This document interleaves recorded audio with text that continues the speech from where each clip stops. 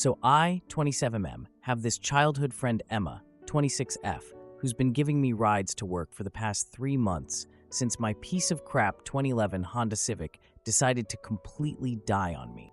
Like, the transmission is totally shot and it's gonna cost around $2,800 to fix, which is basically impossible on my paralegal salary. I've been trying to save up, but between rent, student loans, and just, living, it's taking way longer than I thought.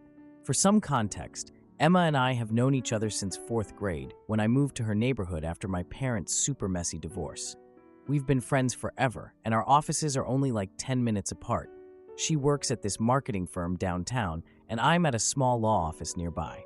So when my car broke down, she immediately offered to give me rides. Here's the thing though, I'm not comfortable just taking free rides from someone every day. Even a friend. That's not how the world works. Nothing is actually free, right? So instead of paying her directly for gas, I've been helping out at her family's farm on weekends, fixing fences, mowing their giant property. It takes like 3 hours on a riding mower, helping with seasonal stuff. I thought this was a fair arrangement, but lately I've been feeling really anxious about the whole thing. I made a spreadsheet, I know, calculating exactly what I owe her. Gas is obvious, but also mileage depreciation on her car, about 12 cents per mile according to my research. And even her time, which I valued at $15 per day, probably way too low honestly, but whatever. And it's adding up to way more than the farm work covers. I should probably mention that my dad was extremely strict about debts when I was growing up. He would constantly remind me and my siblings about everything he did for us and how much we owed him for basic parent stuff. Then he just abandoned us when I was 14, so yeah. I'm aware this probably affects how I see things, but I'm not wrong here. I literally can't sleep sometimes thinking about how much I owe Emma. I check my bank account like 10 times a day, trying to figure out how to save faster. Sometimes I feel like I can't even breathe when I think about the debt piling up. And recently, Emma got promoted at her job, which makes it even worse, because now I feel like some charity case she's helping out. Okay, I just realized this might sound familiar to some PPL, but this is not the same as when I broke up with my ex Becca because she kept paying for dinners. That was completely different because she was doing it as a power move and wouldn't let me even things out. This thing with Emma is not like that at all.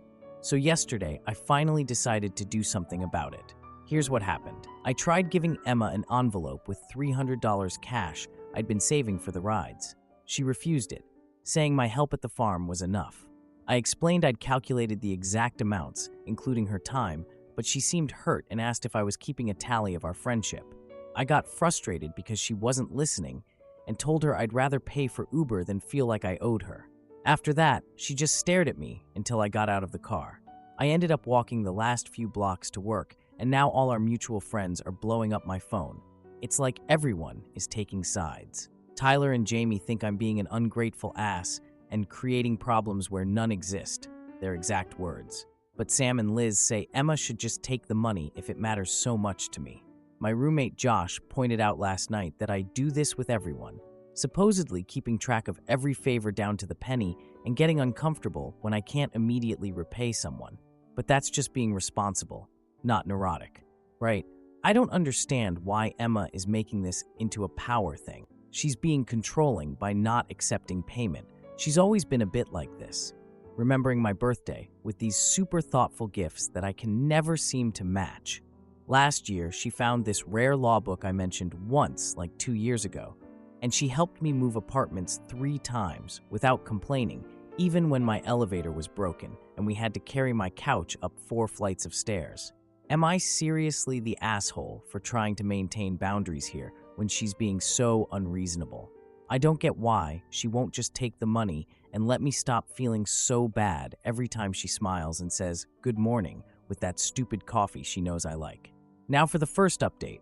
So it's been around 2 weeks since my last post, and a lot has happened. So yeah, I've been exclusively using Uber and Lyft since our fight, and let me tell you, it's going great. That was sarcasm. It's actually terrible. I've already spent over $360 just getting to and from work, which is not sustainable on my salary.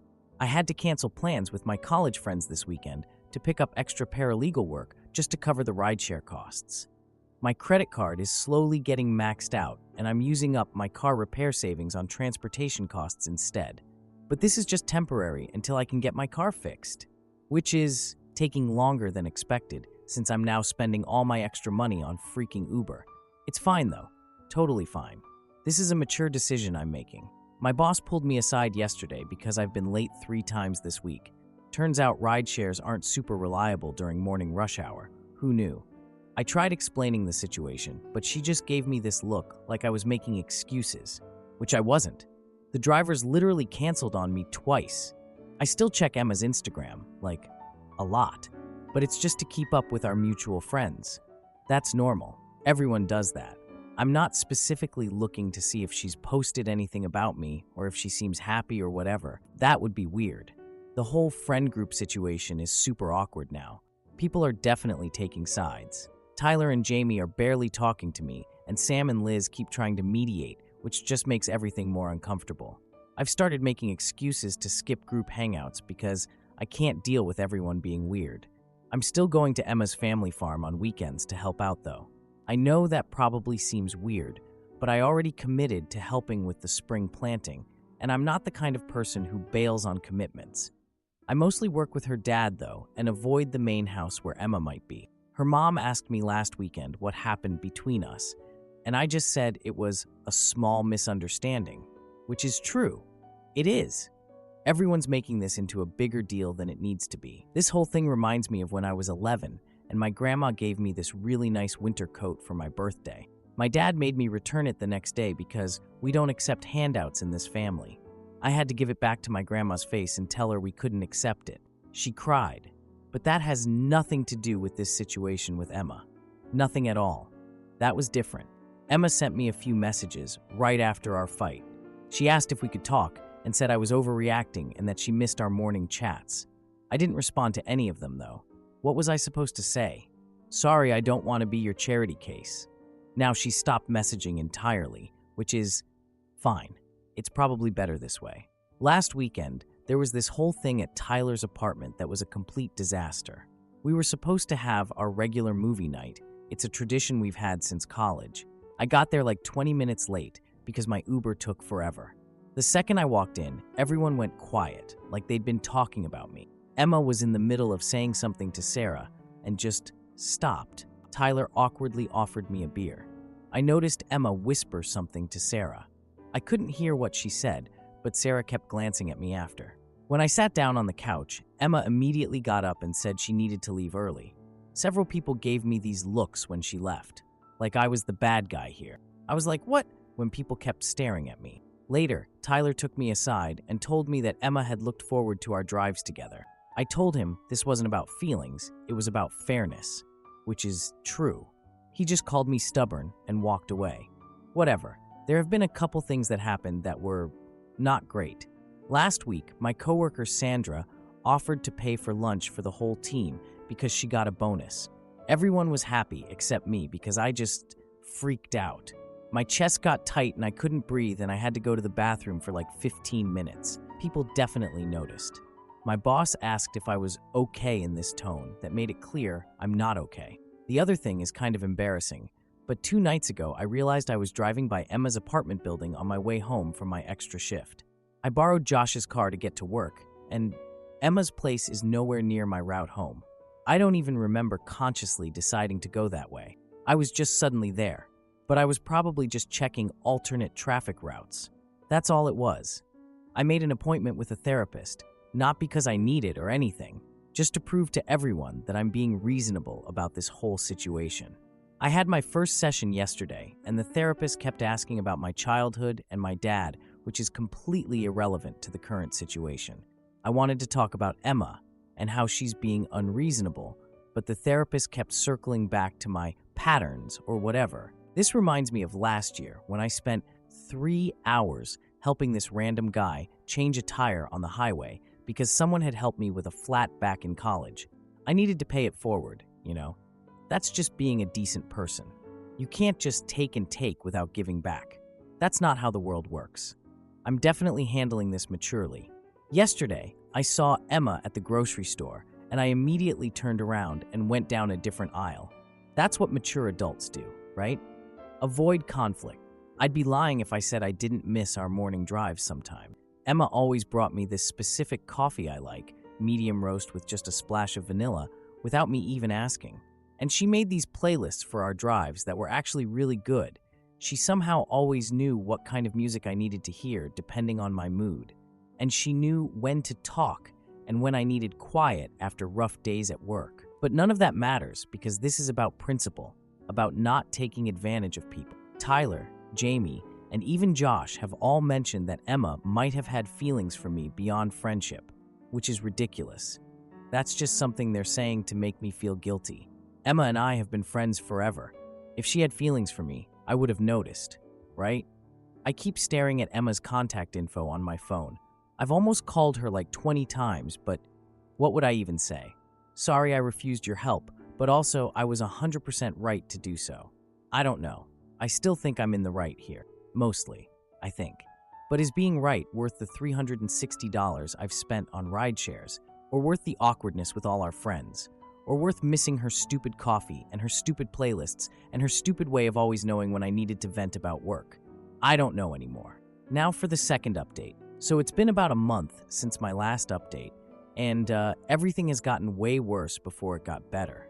Is it even better? I've had to face some pretty uncomfortable stuff about myself that I'm still processing, like really uncomfortable. So where to start? My car situation got even more messed up. I took it to another mechanic for a second opinion because that's what responsible people do, right? And they found additional damage that would cost another $1,200 on top of the original estimate. So now I'm looking at almost $4,000 to fix my stupid Honda. That's basically impossible right now with my finances already in the toilet. Meanwhile, I've been spending ridiculous amounts on Ubers and Lyfts. My credit card is completely maxed out, like literally hit the limit last week. I had to cancel plans with friends again because I literally can't afford to go anywhere. And I've been late to work so many times that my boss had this final warning talk with me last week where she basically said, if I'm late one more time, I'm fired. So yeah, great. Actually, something really embarrassing happened at work too. My boss decided to treat the whole team to lunch after we won this big case, and I had another panic attack, like a full-on can't breathe, hand-shaking panic attack right there in the conference room when she insisted on paying for everyone. I couldn't even speak, couldn't breathe. My heart was pounding so hard, I thought I might actually die. I had to go to the bathroom for like 20 minutes, and when I came back, everyone was looking at me like I was insane. My coworker Sandra, who I mentioned in my last post, actually looked scared of me. It was humiliating, like beyond humiliating. But that's not even the worst part. The worst part is what happened last Thursday. And I know this sounds super creepy, but I swear I'm not some stalker. My brain has just been all over the place lately. I borrowed Josh's car again to get to an evening client meeting, and afterward, I found myself parked outside Emma's workplace, just sitting there. At 8:30 p.m., I don't even remember consciously deciding to drive there. I just sort of ended up there. Like my brain just went on autopilot or something. I sat there for maybe 10 minutes before I realized how weird and inappropriate I was being and drove home. I haven't told anyone about this until now, not even my therapist because I'm too embarrassed. That was kind of my rock bottom moment, I guess. I realized I needed to take the therapy thing more seriously. So I've been going to therapy consistently for a few weeks now, and we've been talking a lot about my dad. I didn't want to get into it at first because I kept insisting it wasn't relevant, but turns out it kind of is. Okay, it definitely is, but that was hard to admit at first. My therapist pointed out something I hadn't connected before. When I was growing up, my dad used to keep these detailed lists of everything he did for our family. Like, he would literally itemize things. Drove you to soccer practice, $5 gas, 45 minutes of my time, or bought you school supplies, $32.47. Then when he would get mad, he'd pull out these lists and tell us how much we owed him for being our father. And then he just left when I was 14. Abandoned us completely. All those debts we supposedly owed him, and he's the one who walked out. The thing is, I've been doing the exact same thing to Emma with my spreadsheets and calculations. The exact same thing my father did that traumatized me as a kid. It's so obvious now that my therapist pointed it out, but I just couldn't see it before. I remembered this thing that happened on my 12th birthday. My dad gave me a card with $20 in it, but instead of writing happy birthday or I love you or literally anything a normal parent would write, he included this itemized list of what the $20 was supposed to cover. $5 for new socks, $10 for school lunch next week, $5 for allowance.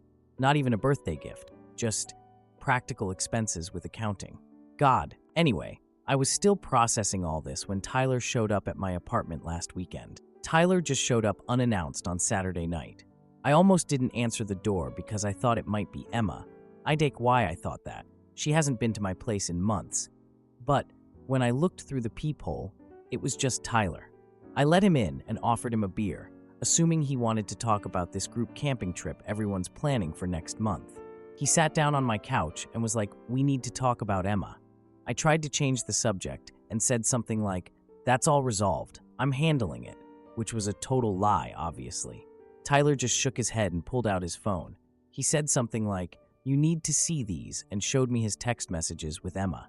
Guys, Emma had feelings for me. Feelings. For years, apparently. Tyler showed me all these texts where she was talking about me, saying how much she looked forward to our morning drives together, and how hurt she was that I reduced everything to a transaction. One message literally said, "I just wanted to spend time with him.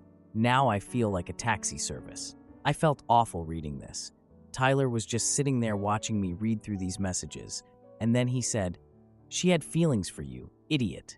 Those rides were her excuse to spend time with you." I couldn't say anything. I just kept rereading the messages. Then Tyler added something like, "She thought you only valued her for what she could do for you, and maybe she was right." I tried to defend myself weakly, saying, "I didn't know," and Tyler just said, "You didn't want to know. It was easier to make it about money." I've known Tyler since college, and he's never spoken to me like that before. He was really angry. Not yelling, but like cold angry, which is worse somehow. After Tyler left, I spent the whole night thinking about everything. I finally got the courage to text Emma and ask if we could meet for coffee. She agreed, which surprised me, but suggested this really public place downtown where a bunch of her coworkers hang out. So it wasn't exactly private. The coffee meeting was not great. Emma kept everything really surface level, just talking about work and mutual friends and the weather. Like we were acquaintances instead of people who've known each other since we were kids. I tried to apologize, but it came out all wrong. I said something like, "I just didn't want to be a burden to you," and she gave me this look and said, "You never were a burden. You were someone I cared about." Past tense. Cared, not care. I stupidly brought up the rides again, trying to explain my perspective, and she just cut me off mid-sentence. She said, "This was never about the rides, Alex."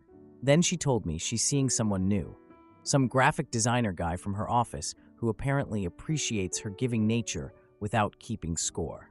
Which, ouch, but fair, I guess. I see it clearly now. By trying so hard to avoid feeling indebted to Emma, I reduced our entire relationship to a transaction and lost something that could have been, I don't know, something real. About a week after that coffee disaster, I ran into Emma's brother Liam at the grocery store. Talk about awkward. I tried to just wave and keep walking, but he came over to talk to me. He mentioned he heard about my car troubles, and I awkwardly explained about the expensive repair estimate. Then Liam offered to take a look at it himself. He works as a mechanic at this shop across town. I immediately refused, citing my whole no favors policy, which sounds so stupid saying it out loud now. But Liam said something that really surprised me. He was like, "Emma told me about your thing with owing people. This isn't for you. It's for her peace of mind. She still worries about you even though she shouldn't." I reluctantly agreed after he promised I could pay him something for his time. Long story short, Liam looked at my car and found that the main issue could actually be fixed for way less than what the other mechanics quoted me. When he finished the work, I tried to pay him the full market rate that the other shops had quoted. He refused to take that much money, which started another argument. I kept insisting, and finally Liam just looked at me and said, "My sister cried over you for weeks. Taking your money would make me feel worse, not better." My hands were literally shaking as I put my wallet away, and for maybe the first time in my adult life, I managed to say thank you without immediately offering something in return. It felt uncomfortable, but also kind of freeing. So now my car works again. It might still need that bigger repair eventually, but it's drivable for now. As for Emma and me, there's no romantic reconciliation happening. She's firmly in this new relationship, and I can't blame her. We've slowly rebuilt a minimal friendship, and we've even carpooled a few times because her office is still on my way to work, and it makes environmental sense, her words. But the easy comfort we used to have is completely gone. Our conversation stays really superficial now. There's this moment sometimes when she laughs at something I say, then catches herself, like she remembers she's supposed to keep her distance. That hurts more than if she just hated me, honestly. I'm still working on my issues. I deleted all my debt spreadsheets, but I sometimes still catch myself mentally calculating favors. My therapist says that'll take time to unlearn. I'm practicing saying thank you instead of immediately offering payment, though I admit I still get that tightness in my chest when someone does something for me. I was so afraid of owing anyone that I couldn't see the difference between exploitation and connection. And now I have to live with knowing that my fear of vulnerability cost me something potentially special. I guess the lesson here is don't be like me. Don't turn relationships into balance sheets. People aren't ATMs with emotional withdrawal limits. Edit. Wow, this got more attention than I expected. To the people asking if I'm still helping at the farm, no. Emma's dad told me they've hired someone else. I think that was his nice way of saying I'm not welcome there anymore. Edit 2. For everyone suggesting I should just tell Emma how I feel, it's not that simple. I'm not even sure what I feel. And anyway, she's with someone else now. I need to respect that and work on myself. Edit 3. To answer some questions. Yes, I'm still seeing my therapist weekly. No, I haven't told Emma about finding myself outside her workplace that night. And I never will, because that's creepy AF and I'm still embarrassed about it.